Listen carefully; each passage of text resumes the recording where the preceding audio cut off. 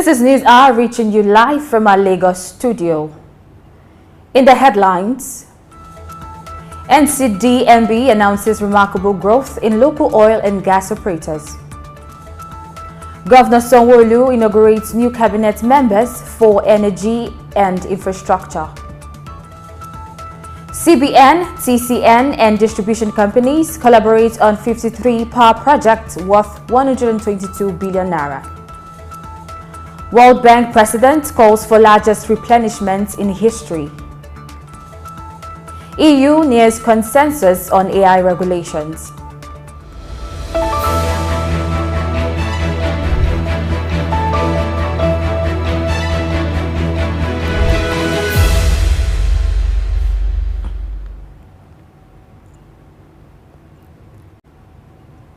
It's good to have you join us on the news today. I am Alfreda Ambe-Bassi.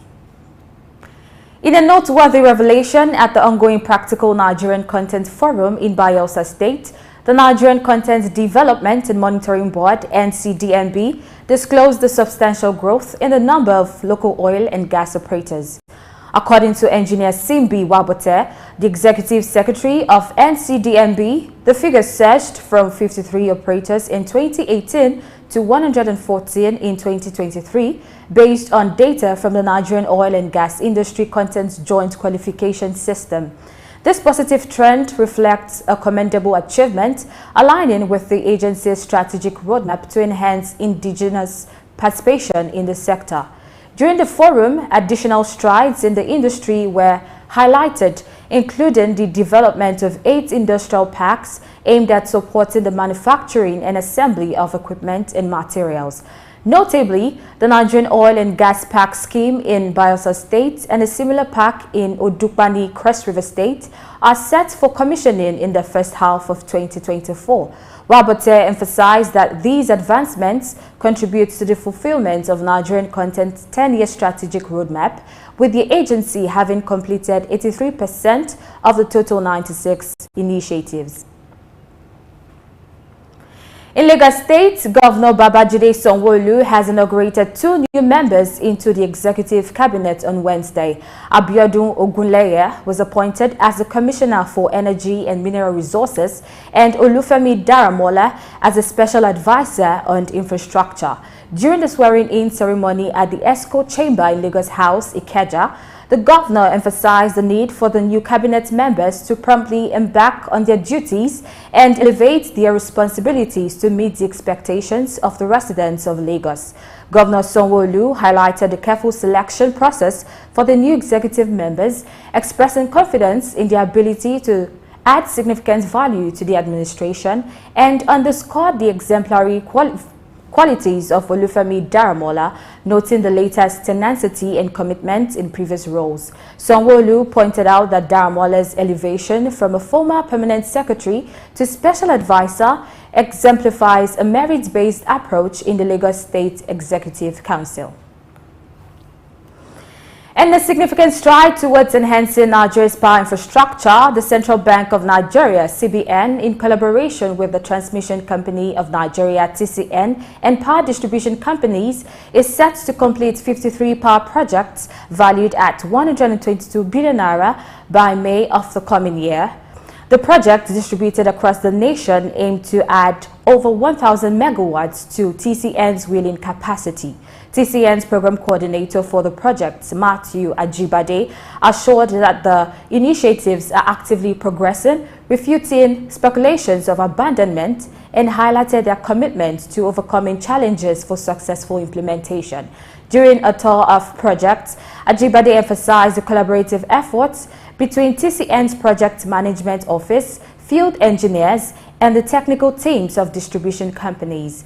The completion target is set for May 2024, showcasing the dedication to enhancing the country's power sector. The projects encompass the delivery of various power transformers, reconductoring existing transmission lines, and upgrading substations, reflecting a comprehensive approach to fortify Nigeria's electricity infrastructure. And moving on, Fenchurch Power has announced the signing of a 150 megawatt offtake framework agreement a strategic partnership involving key players Niger Delta Power Holding Company, NDPHC, Benin Electricity Distribution Company, BEDC, and Phaser Utilities Limited. The agreement, signed at the NDPHC head office in Abuja, is poised to elevate power supply and distribution infrastructure in Ondo State, Edo State, and Delta State, marking a significant milestone for Nigeria's energy sector.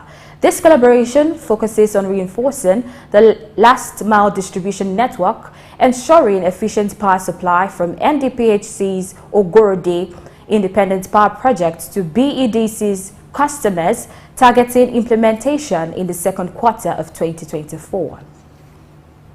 And now the federal government, acting through the Central Bank of Nigeria, CBN, has announced a further adjustment in the exchange rate for cargo clearance, increasing from 783 naira per dollar to 952 naira per dollar, marking the second adjustment in less than a month. In November, the rate was raised from 757 naira per dollar to 783 naira per dollar, reflecting a 3.4% increment. This adjustment follows a series of economic considerations and the government's proactive stance in adapting to evolving financial landscapes. The ripple effect of these changes is likely to be felt across various sectors involved in international trade, shaping the trajectory of economic activities in the country. The federal government concluded a bilateral air service agreement with the state of Kuwait to foster increased connectivity and economic collaboration. The signing ceremony, led by Minister of Aviation and Aerospace Development Festus Keyamo, took place during the International Civil Aviation Organization (ICAO) meeting in Riyadh. Keyamo highlighted the agreement's significance in enhancing relations between the two nations, describing it as a landmark moment in diplomatic ties. The minister also stressed government's commitment to advancing Nigeria's global aviation presence and building robust relationships with nations worldwide. We take a short break and return with more stories. Stay with us.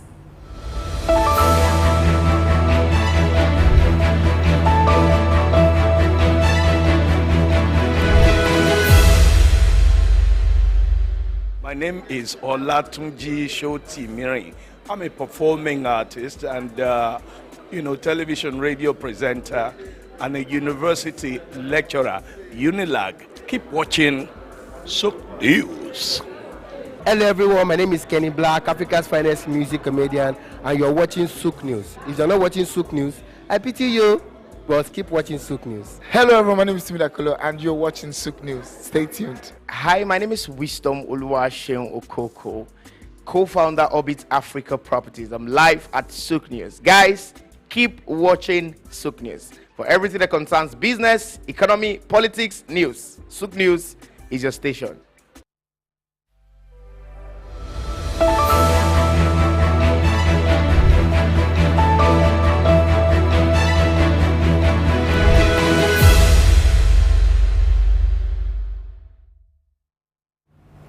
It's glad to know you're still with us.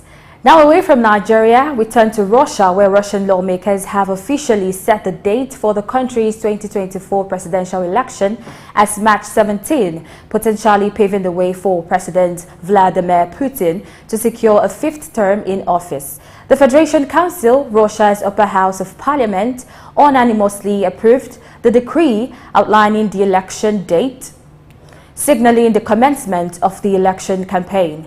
Despite Putin not yet officially declaring his intention to run, widespread expectations align with his candidacy, considering constitutional reforms allowing him to seek 2 more 6-year terms after his current one concludes in 2024, potentially extending his tenure until 2036. However, a few individuals, including former lawmaker Boris Nadezhin and journalist lawyer Yekaterina Dunsova, have announced plans to run.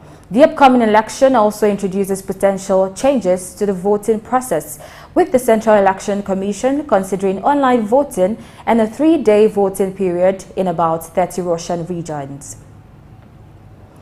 ExxonMobil has outlined an annual project spending target ranging from $22 billion to $27 billion through 2027 in its latest update, maintaining existing spending and production goals. Notably, the plan excludes anticipated gains from the impending $60 billion acquisition of Pioneer Natural Resources, which awaits closure in the coming year and is currently under scrutiny by the U.S. Federal Trade Commission. The acquisition of Pioneer, aimed at tripling production in the top U.S. shale field, is part of Exxon's strategy alongside the $4.9 billion Denbury acquisition to strengthen its carbon business. The German Economic Institute has urged the European Union to collaborate with African nations in overhauling the World Trade Organization's subsidy rules as a strategic measure against Chinese market distortions and diplomatic influence. Published ahead of an EU-China summit, the paper proposes extending the reform initiative to tighten subsidy regulations for major global trading countries based on their share of global trade or income level. Despite the organizations classifying China as a developing country, the proposed rules would apply, potentially pressuring China to accept reforms and curbing the escalating global subsidy competition. The WTO's 13th Ministerial Conference in February is expected to address subsidy rule reform, requiring consensus for substantive changes. And now World Bank President Ajay Banga has urged member countries to contribute to the next replenishment of the Lenders Fund for the world's poorest nations, making it the largest in history. Speaking at the midterm review of the 20th International Development Association replenishment in Zanzibar in Tanzania, Banga noted that the strain on the fund is due to increasing demand and called for increased concessional resources. He highlighted the need for creative financial solutions and stressed that the IDA's limits are being pushed, requiring a substantial increase in funding. The current 20th IDA funding round, which amounts to $93 billion, is set to conclude on June 30th, 2025. Despite concerns from some developing countries about the bank's expanded climate mission, Banga asserts that positive developments in climate outcomes are interconnected. And finally, this week, the European Union is ready to potentially reach a